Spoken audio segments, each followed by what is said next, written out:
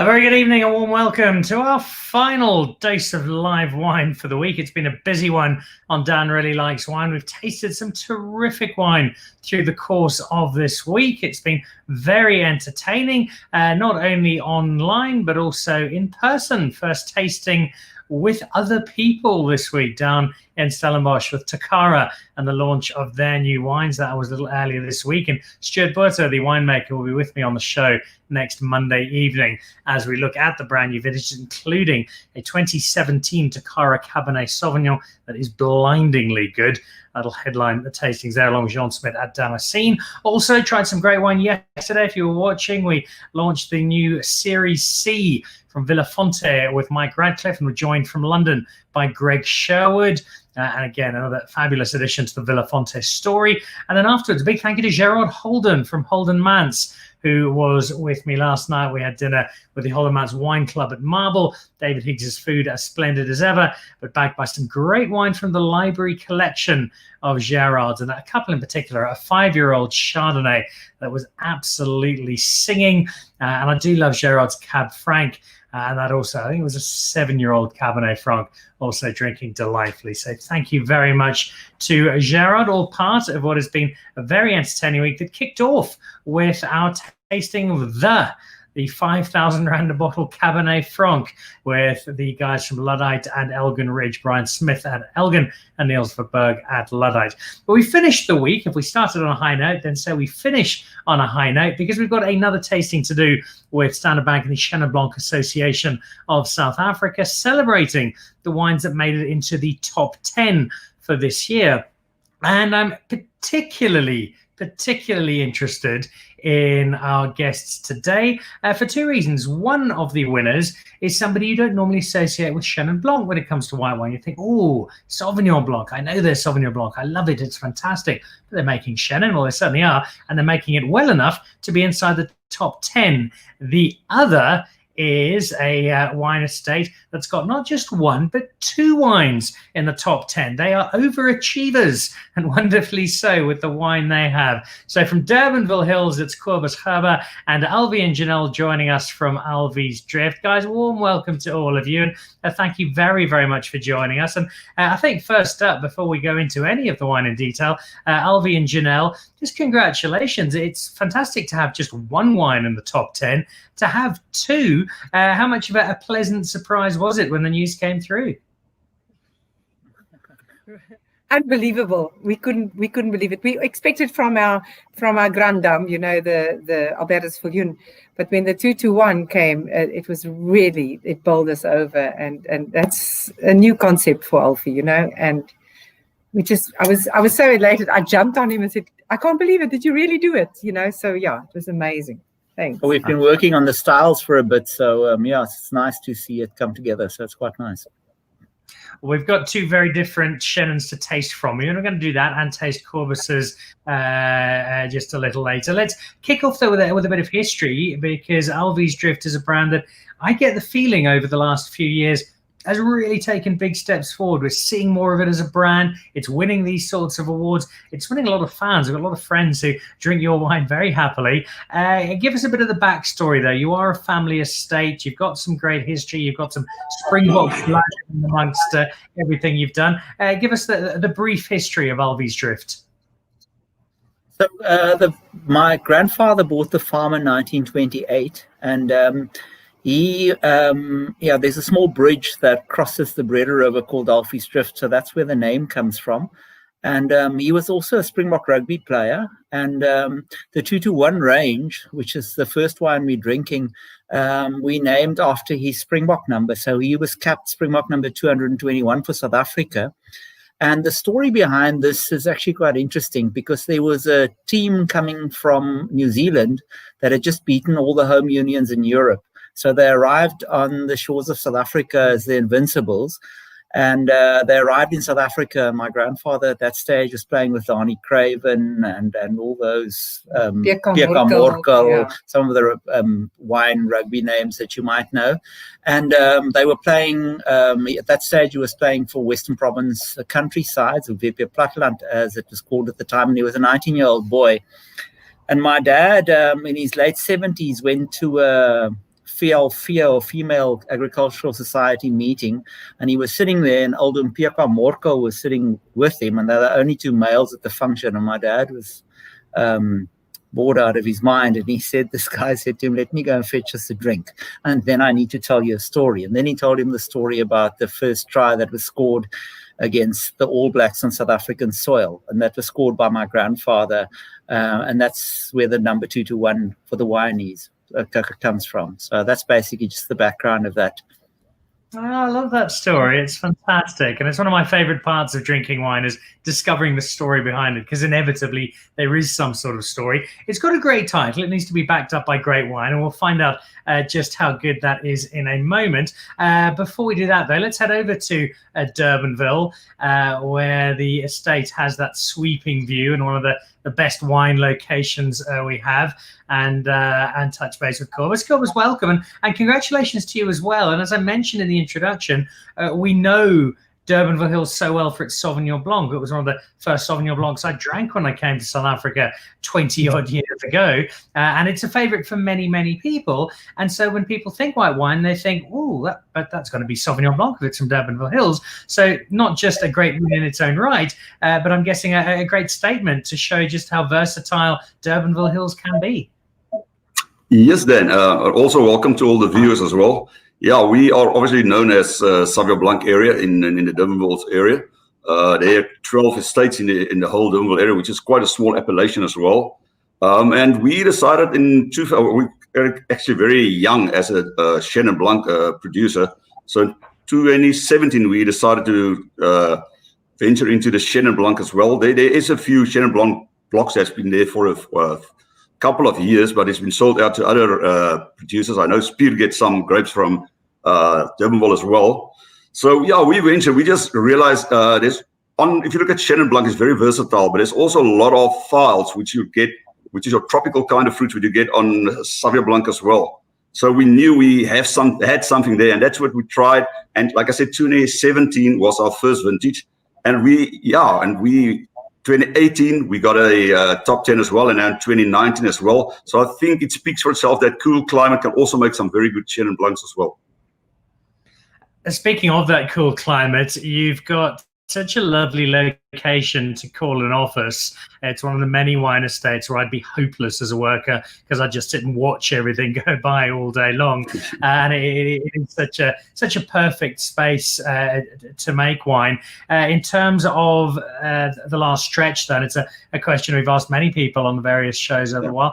What's it been like for Durbanville Hills? You're obviously a big operation. You employ a lot of people. You make a lot of wine. How challenging has the last 6 months been for you? And do you think you're starting to come out of the worst of it?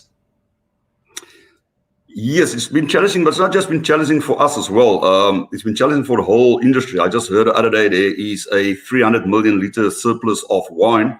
And at Durbanville Hills, about 80% of our market is the South African people. So obviously we were very desolated when this lockdown came.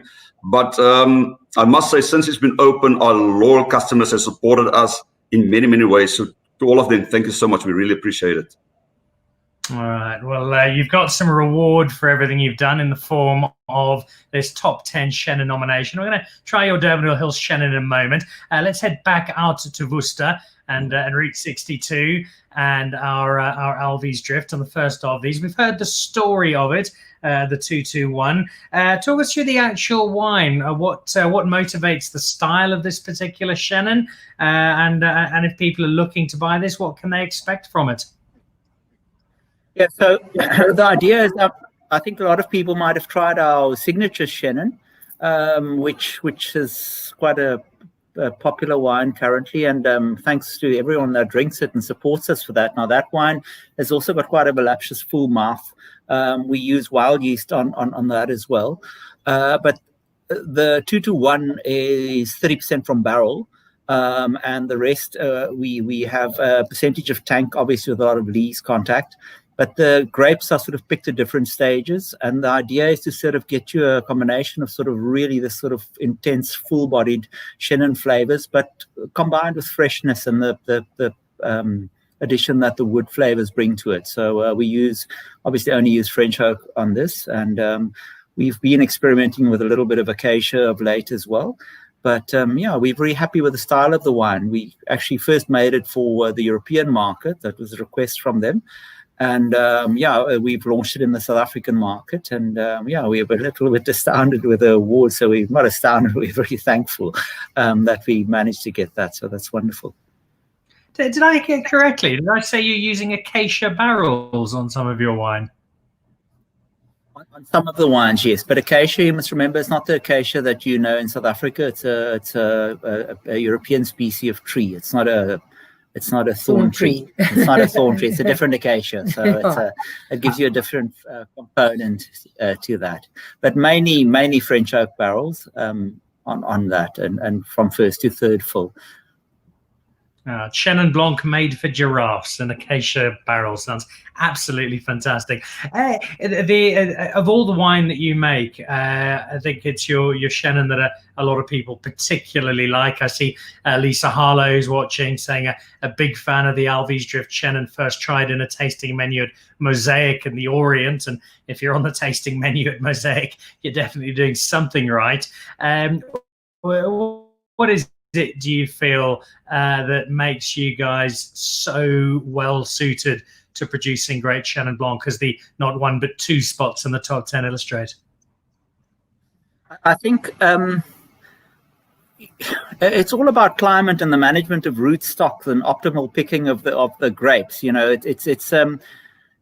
any wine has 5 flavors to it. So the first thing is primary flavor, and that's what the grape tastes like. So you can't move away from the grape. You know, your terroir and everything else is important, but what the final taste of the grape determines what your product will taste like. And so that's your primary flavor. Your secondary flavor would be the fermentation flavors, where the sugar is converted into alcohol. And then obviously your third flavor is if you do add wood, that will give you another component of vanilla or whatever you want added to that.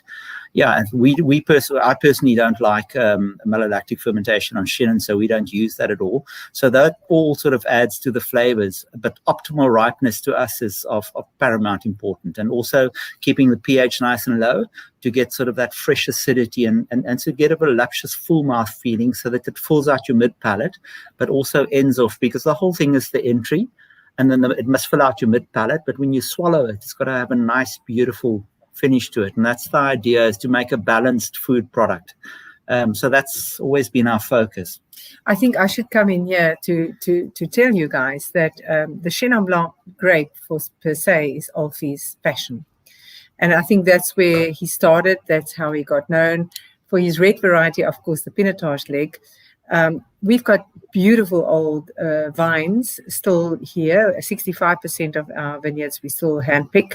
That was planted by his father, and he took over, obviously, to renew the whole viticultural scenario with, spacious planting, more elevating them, trellising them, new rootstocks and so on.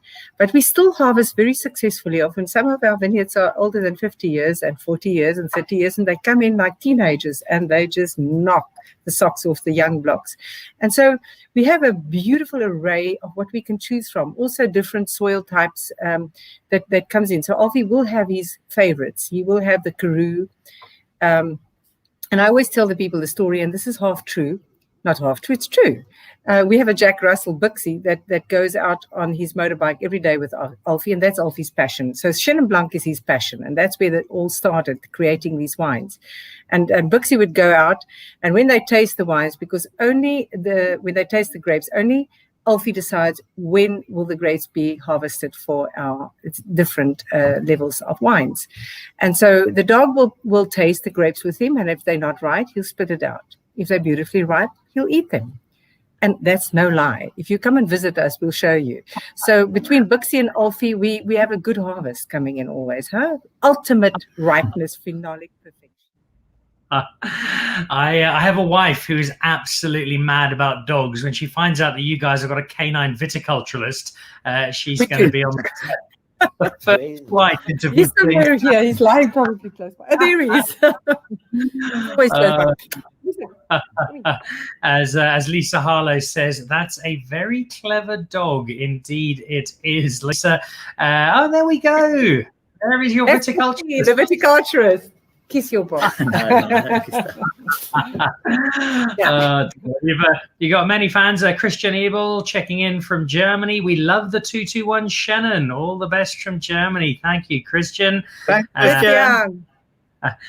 And then Grant Sauls is watching us on YouTube at the moment. I really enjoy the Alvi signature range, especially Chardonnay and Viognier, easy on the palate and elegant with great aroma. So a reminder that as good as the Shannon is, there are some other outstanding varietals that come from Alvi's Drift. And then also a word on Durbanville Hills from Grant, saying the Durbanville 12 2015 is one of my favorite wines. Corbus, you've had a look at how things work at Alvi's Drift. Do you think it's fair to say that the reason you don't have 2 wines in the top 10 is because you don't have a dog tasting grapes for you to see when they're ready?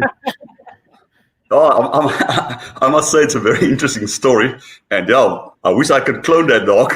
It's obviously it's doing something right, but anyhow, it's a lovely story. So hopefully Alfie, can we borrow him for the harvest coming up? If you're welcome to put up with him, then I need a place for him. On your bed. He sleeps on your bed. That's the problem. No problem. A sacrifice worth making. All right, let's head on to your Shannon. We heard the 221 story, Corbus.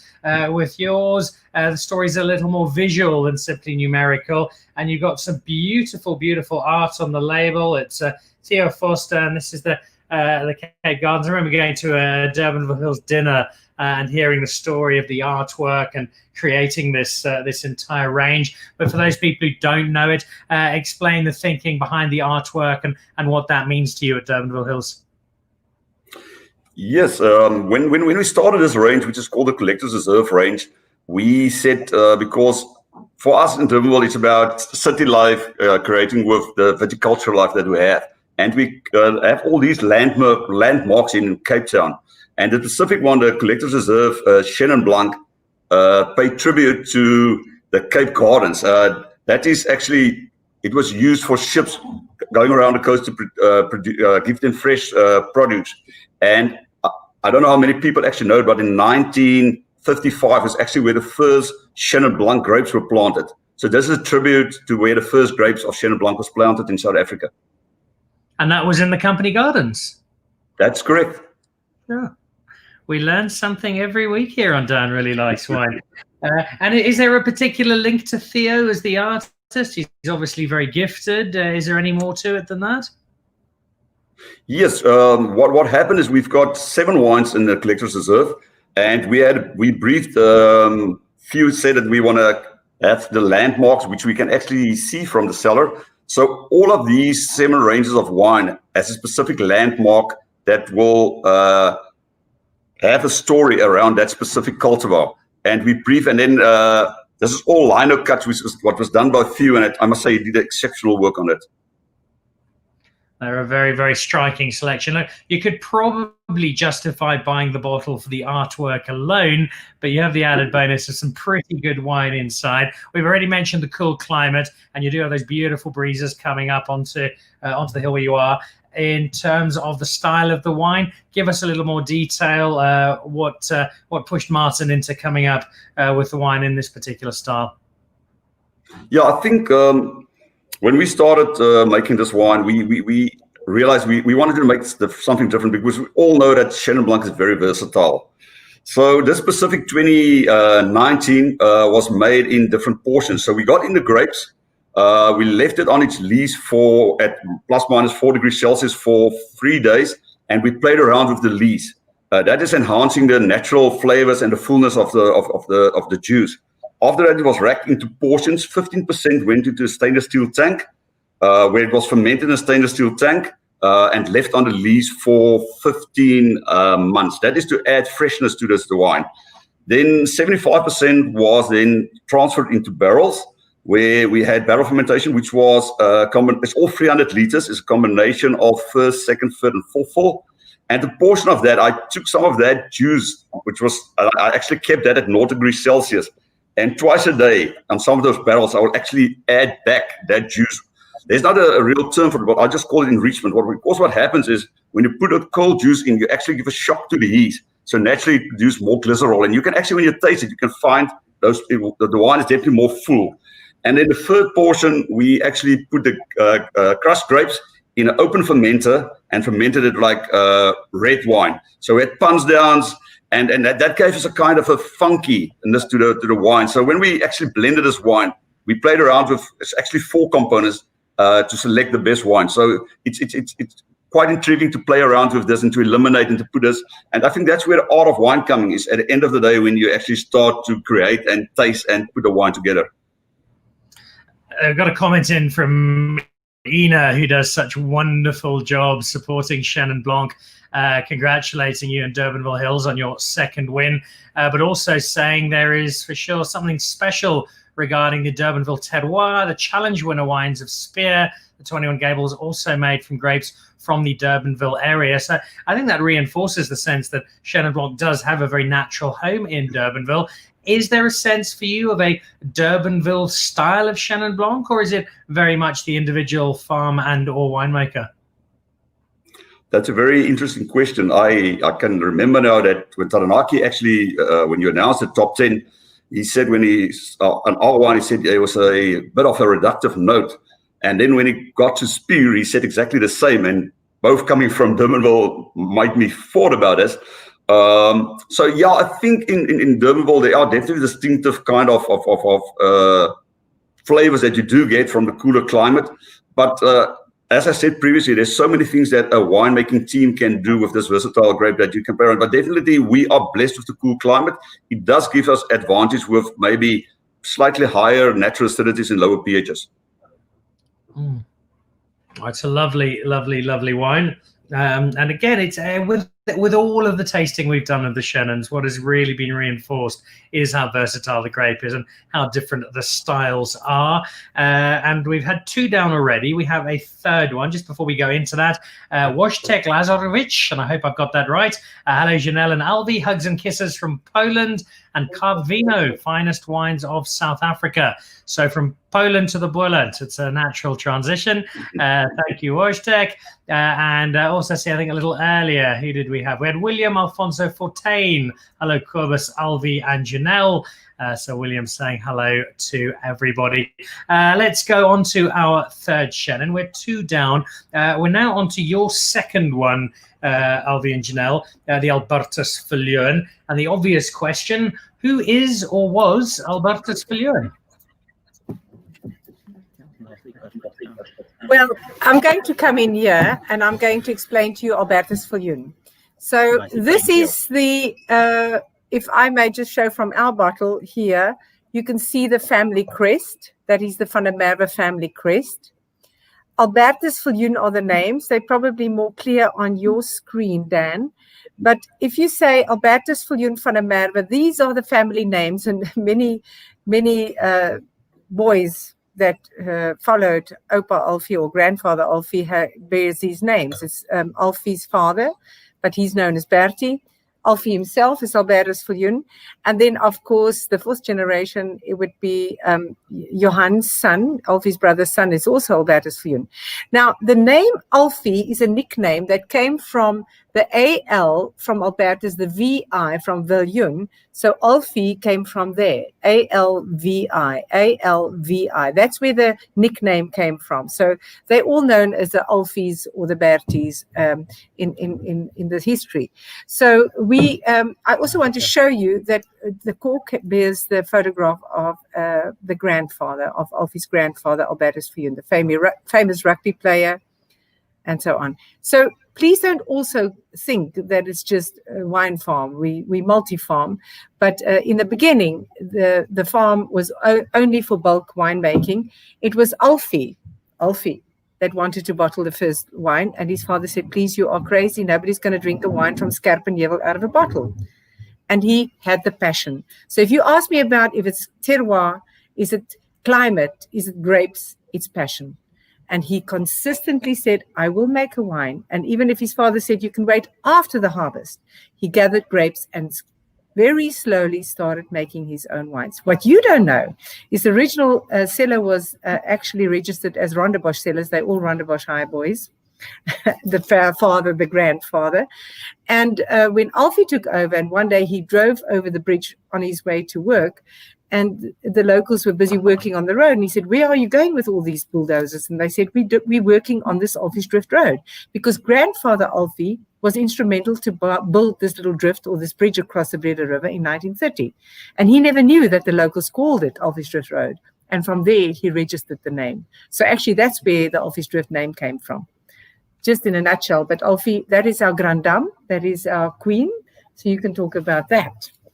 Yeah, Janelle, when she lectures, she always talks about Chardonnay being the queen of grapes. And I always wondered to myself, if you just taste the grapes, and I think Kobus will agree with me, if you taste a ripe Chenin Blanc grape compared to a ripe Chardonnay grape, you just can't compare the primary flavors. It's just there's just no comparison. The one is just so far superior to the other one. And if you can enhance those flavors and build that out and make something from that, then it becomes a brilliant product. And I'm very excited for South Africa, with us sort of on the forefront of Chenin Blanc at the moment, and all the brilliant wines out there. I mean, to win an award at the Standard Bank Association and to do well here is absolutely incredible. But there's so many great wines out there, so many great other Chenin Blancs, that I always think, wow, how incredible is this? And so it's really an honor to be in the top 10, but there are just so many brilliant Chenins out there that I really think, we'll have to sort of be at the top of our game all the time to be in the competition. So, it's how was that made? I don't know how it's made. Okay, yeah. So again, the vineyard that comes from different vineyards. So we pick different vineyards, and then we obviously the standard thing, early morning, all the standard things you guys are used to. Then we pick ripe. We pick it at sort of really optimal ripeness. And then we don't skin contact or anything. We just take free run, and we press it normally to about 580 to 600 liters per ton. And then we normally just drain it and leave it on lees for 2 days, the juice lees, and then we wild fermented in French oak barrels. And again, same as Kobus and everyone else, it will be filled from first to fourth fill, and even older sometimes. But the wine from this specific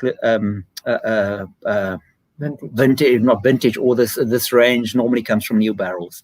So the whole thing is to pick subtle barrels. So we obviously produce quite a lot of Chenin Blanc, and but the Chenins we pick for this thing is sort of a subtle, well integrated oak that we enjoy. Always when people ask me why do you add oak to wine, I always tell them a story about ice cream. So if you make ice cream, you take cream, egg white, and sugar, and you whip it up and you put it in the fridge. No, you don't. You're always adding a little bit of vanilla. To me, vanilla is always, if you're making a fire inside a barrel, you're caramelizing the sugars inside the wood, which enhances flavor. So if you're adding value to a product, it should improve it. So I'm always fascinated when people ask that question. So you've got two very different wines. This is clearly a passion project, and one that celebrates the family name and the family heritage, as well as a grape you've got particular fondness for. We've spoken about the versatility. What is the process for working out the grapes that are going to go into the Albertus Filio and go into this flagship? Is it always exactly the same block because it's going to deliver, or is it a bit more mix and matching as the vintage comes into play? It's normally older vineyards, I must say, but we've planted a few new blocks that I think are really outstanding, that might even replace some of the older blocks. But the big thing is to taste and taste and taste to make sure that you go out there. And we obviously hand harvest all of this, and we try and whole bunch press most of it for this range. So the whole thing is just the selection of optimal ripeness. That I think would be the big thing for us. And also, if I may, people might have a misperception about many areas. Now, the Worcester area, if I may, is 76 kilometers long. And in our specific area, our Pockety and Scarpenheuwel, we have the coldest night temperatures in the Western Cape, to my knowledge. It's a study that's done by the Citrus Research Institute. And, the factory of a grape is the leaf. Okay, so the leaf works, photosynthesizes between 21 and 28 degrees. Below 21, it switches off, and above 28, it switches off. So there's a time between 21 and 28 that you want your grapes to ripen at. because if it gets hotter than that, it switches off. So the whole thing is to find a pocket that gives you really good quality. And the farm's quite, we have quite a large property, but the vineyards are distributed. We have 450 hectares of vineyards, but they're distributed over almost 7,000 hectares. So we've picked sites that are site specific, and that works really well for us. So that's basically the story. And a wonderful, wonderful story it is. It's part of this great Chenin Blanc story as a whole. I look at Christian Ebel chipping in again there. We still have Albertus Viljoen Chenin 2015, 2016, and 2018 in our treasure chest in Germany. And we've had friends from Poland as well. Cobus, if I can jump over to you, just picking up on that story and that idea of Chenin Blanc around the world. You form part of the greater Distel empire, so you guys have got a presence with all manner of brands all over the world. If we look just at the wine space, how important is Chenin Blanc in telling the South African wine story and in putting us on the map, not as a wine country, because I think most people know we're a wine country, but putting us on the map as a premium wine country? Yes, Dan, I think Chenin Blanc is involved, and it has shown, as we said before, and I honestly believe that talking about Distel, but not just Distel, talking about other producers as well. If we take where Chenin Blanc was maybe 15, 20 years ago, and a lot of credit must go to Ken Forresters and those people as well. And obviously the Standard Bank Association has done tremendous work. And definitely Chenin Blanc is becoming fast and furious, very much a flagship on the whites in South Africa. Not discarding any other cultivar, but I think if you look at the styles, and I'm so glad. I think it's the first time since the competition has started, it's actually an unhooded as well. It just shows you there's so much versatile styles that you can make. And Chenin Blanc, as far as I'm concerned, even if you look up, if I'm correct, I might be wrong, but I think the most expensive white wine in South Africa is actually a Chenin Blanc as well from Ibn Sadi. So it shows you there's definitely, it's a flagship and people are looking up to Chenin Blanc. And rightly so, and with a great deal of pride, and all the more so when you're sampling wine like these particular ones, which have got awards. And they've got awards that, for me, have got a really cool and distinctive element to them, because it's not just saying, Cobus, Alvi, you've made fantastic wine, well done, here's a nice sticker to put on your bottle. They also have a philanthropic edge that bring together the community through the prize money. You've got 25,000 Rand from Standard Bank, and it's not money for Cobus to go on holiday in the Maldives. It's money to go into the community, and wonderfully so. What have you done with that 25,000 Rand, Cobus? I wish I could go to the Maldives, to be honest. Then no, we sat down and as a team, and we decided we looked at COVID-19 was a very difficult year, not just for the producers and but for the whole economy. And we decided we've got 9 producers delivering grapes at Durbanville with 74 families on the farm. So we decided to go out. We bought hampers and we distributed to each family on the farm. And you should have seen how enlightened these people were. We actually took photographs. I did share it with the Chenin Blanc Association, and they're more than welcome to share it with Standard Bank, whoever else they want. But it's really nice to give back to the community. And for me, that really is as important as it is for you to get recognition for great wine. For me, this is the key part of this, because it's just bringing the community together through wine, which is so important. And community is a word that comes up time and again when I'm involved in the wine space. And it's something I love, is that it's not, well, I'm making wine next door to you, so I'm not going to talk to you because I want my wine to sell. I don't want your wine to sell. I never get that here. It's just so much friendliness and camaraderie. And so I'll ask you, in the vein of that, the guys out at Alvi's Drift, what do you make of their wine? What do you think is special about the Alvi's Drift story for you, Cobus? I think, and I'm glad you asked me this question about Alvi's Drift. I mean, Alvi's Drift, and I love the story that's been told us today. I've learned quite a lot about Alvi's Drift, to be quite honest. But I think if you look at Alvi's Drift, not just at Chenin Blanc, but all cultivars, they're up there. They're winning the awards, and they are very affordable as well. And it's a nice family story. And I actually look up to Alvi's Drift and to offer him And congratulations and well done. I think they're going to take it very, very far in this industry. Likewise, and I think I said right at the start, we're seeing more and more and more of Alvi's drift. Let's go back to the winemaking heartbeat of Worcester and back to Alvi and Janelle. Your awards and the plural thereof means you don't have 25,000 rand to play with. You've got 50,000 rand to play with, which allows you, I'm sure, to do something quite special. Where has your money gone to, guys?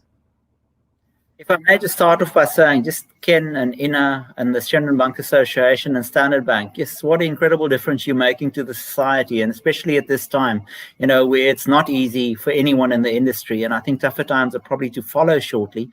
For us, we fortunately have mixed farming, so we have staff.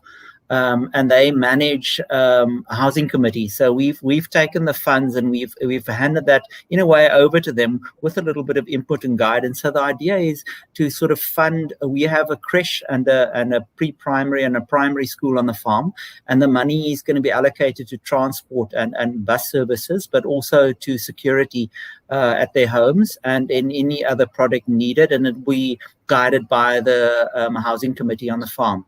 So we're particularly thankful to Standard Bank for this, because this is money we normally would spend on our own, but it's so helpful at the moment to have a little bit of extra coming in, because at the moment it's just incredible. And if I may just thank Ina and Ken and the Chenin Blanc Association and everyone that's been involved in this absolute fantastic journey, and for the input. I think this is probably the most successful, to my knowledge, cultivar association that I know of in South Africa, definitely with the highest following of numbers of members. So it's been really heartwarming for us to be part of this, and to be part of the winners this year really is incredible. So thank you. It speaks to a story of sustainability that doesn't get quite as much coverage. We think sustainability, we tend to think the environment. Are we moving into biodynamic or organic farming? Are we doing what is best for the earth from which those grapes come? But the sustainability of the community is also so important, because I'm sure you've got families on your farm who've been there for a couple of generations now, who are very much part of the fabric. And just as it's important to make sure the land is looked after, so looking after the people you work with is so crucial as well. Absolutely. So that to us is, we multi-farm, and it's actually, we have chickens, and the chickens' manure is used for something else, and the cattle and everything else is used for something else. But there's nothing that can replace the willingness and the attitude of great staff. So we've been blessed with that, and what you put in, you get back. So to us, it's been a journey of absolute joy. And for me personally, as some of you might know, I come from medicine too. So I've always looked up to Kobus and the guys from Distel, because our seller used to sell everything to Distel in the past. And it was just to meet a guy like Kobus when I started off was just incredible. I think Kobus was just so incredibly knowledgeable. And I never had the privilege of actually talking to him, because I think he was based at Lemont at some stage, was at Agulhas. Am I correct? Kobus, you must correct me if I'm wrong. And I always listened to him, and I was with his knowledge and thing, and it took me such a long time. I had to learn from people like Kobus, and to sort of steal ideas and listen and build on what we do all the time. So it's been the most incredible journey for me as a human being to have been involved in the wine industry, and the warmth of this industry is just absolutely incredible. It doesn't exist to me in anything else out there. So it's been a real joy for us. So thank you, for me personally. And for my staff in the cellar, we have quite a large winemaking team nowadays, and the dedication and hard work that all the guys put in been pretty incredible. But then Kobus and these guys from Distel that have guided me, because it's Distel that guided me to a large extent. Newald Marais, Kobus, Albertus van der Merwe, so many of them that we've been involved with, Lindy Schultz, that all contributed to us. So it's been incredible. So thank you all. I love hearing those sorts of endorsements. It's heartwarming stuff, and the perfect way to come towards the end of what's been a really fun discussion. Before we do bid you farewell and let you go and finish off some really good Chenin Blanc, Janelle, where do you see Alvi's drift going in the next 5 years? What have you got planned as the big boss? We have a wonderful word in Afrikaans that says we have to fastbait. That means we have to hang in there to just stay in there. And this is no joke. The industry is always on the run, and you have to always stay fit. You always have to be there and awake and please your consumer. So where I see that is to keep him awake and say, stay on top of it, go to where people like our fellow winemakers are going, and see where the world is going to. It's trendy, it changes, and we've got to stay on top. I'm very happy every time, not always happy when we release something new, because that's harder marketing, but there's something that you have to stay there, and the styles and how people, what are they enjoying. And so I think as long as we still young and not long to go though, guys, can run the race, we're hopefully going to deliver something that you guys will enjoy in future. Until the next generation. Thank you everyone that's been drinking our wine. It's been incredible. It's been really incredible. Thank you all for your support. It's been an incredible journey and a great honor that people do actually drink our wines. And so it's been incredible. And Kobus and these guys, for your input that you've had into this industry, it's just been incredible. So thank you very much. Alvi, Janelle, there is a lot of wine that people can choose to drink. So if they're choosing your wine, there must be something you are doing right. Kobus, to wrap up, let's jump back to Durbanville. Big operation, lots to juggle. I know that innovation has always been a big part of Durbanville Hills, and you're not afraid to try something new. You're not afraid to go adventuring in the wine world. What's on the horizon for Durbanville Hills over the next few years? Oh, Dan, quite exciting. There's quite a lot of new things coming up. I'm not too sure if I have allowed to say all those things, but we are definitely looking at new innovations. We're looking at new products. And I think what I have to mention is inside our biggest cellar, we've built this little small cellar that we can actually make all these really crafted wines that all of us love to do. And then I also need to say to Enoch and Ken and the EXO of the Chenin Blanc Association, really, they did a lot of work behind the scenes. I can remember fondly now, Ina came just back. We had a virtual meeting, and she came back from the Karoo stoop tasting. And she was saying, there was a lot of hard work. And then she started telling the stories. And she got so excited, it's like a young little child. So I think she's not just as Chenin, she is Chenin Blanc, and the passion she brings through. But from a Durbanville side, look at the space. There's definitely going to come in new things. We are very excited. And to Alvi, very, I appreciate all the kind words. It's really nice. And it's nice to be in the industry because we're one big family. And I think that has been underscored very clearly by all three of you today. Lisa Harlow, as we wrap up with our comments, Shannon is definitely South Africa's flagship wine, and that's of both white and red varieties. So many styles, and the oaked ones are so food friendly. They certainly are. Nico Lurk, well done to CBA and Standard Bank. Drink Shannon, as indeed you should, as I'm sure you are. And then some lovely words from Ina to wrap up. Thanks for the kind words of Kobus and Alvi and Janelle, the Chenin Blanc Association. Much appreciated. We have the best producers as members of the CBA, and we love them all. Alvi and Janelle, Kobus, thank you so much for giving up some time on a Friday afternoon to come and join me. Thank you for making wonderful Chenin Blanc that is a credit to both the grape and to your respective estates. And thank you for taking the money that you've received and putting it to such good and such valuable use in building the communities that really are the bedrock of every single wine we have here in South Africa. Thank you for some lovely wine. It's been an absolute delight. We have one more producer to speak to, I think. I'm waiting for Ina to confirm. But all goes according to plan. Next Wednesday, the other double winner is Stellenrust, and they are the guys who have got the one unwooded Chenin Blanc, which we will be trying out as those two wrap up what has been a quite superb top 10, but also a top 10 that both in price and in style has varied wonderfully, in that it is showing just how versatile Chenin Blanc is here in South Africa. Bring on the best of the French. We'll match it right here in South Africa. And for that, we can be enormously proud. To Ina and Ken, the Chenin Blanc team of Standard Bank, thank you very, very much indeed. And that just leaves me, Kobus and Janelle and Alvi, to wish you a wonderful, wonderful weekend. Keep making fantastic wine with smiles on faces and sparkle in glasses. And I think I've got on my list of things to do. Come and visit Corbus's new mini cellar and come and visit the CSI of wine dogs and see exactly how this magical Jack Russell delivers. But guys, thank you all so much. You have to. Look forward to it. Cheers. Cheers, everybody. Thank you, Dan. A very special edition of Dan Really Likes Wine with Standard Bank and the Chenin Blanc Association of South Africa, Ina Smith, and a fabulous, fabulous team.